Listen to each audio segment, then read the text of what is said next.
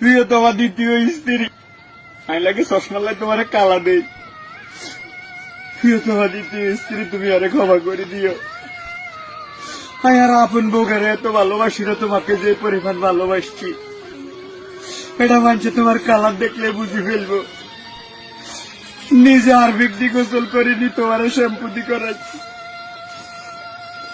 আমি আমার বরে কোনোদিন গোসল করাই না, আপন বউকে কিন্তু তোমার হাতে দিন গোসল করাচ্ছি। এত পরিমাণ ভালোবাসা তোমাকে দিয়েছি আমি, সেটা তুমি কখনোই অস্বীকার করতে পারত না। তুমি আমার দ্বিতীয় স্ত্রী হইলে কি হইব? পৃথিবীর সর্বোচ্চ ভালোবাসা আমি তোমার দান করছি।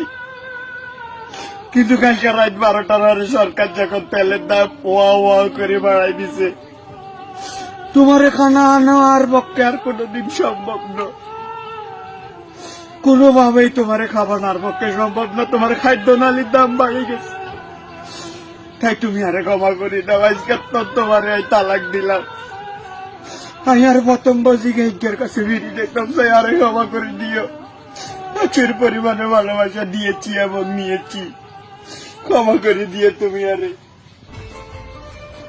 প্রিয় প্রথম স্ত্রী, তোমাকে অনেকদিন অবহেলা করেছি, আজ থেকে আর কোনো অবহেলা নয়।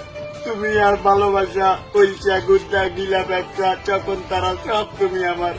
আই লাভ ইউ প্রথম পক্ষ। তুমি আজকে আজ থেকে তোমাকে আমি নিয়ে সংসার চালাবো।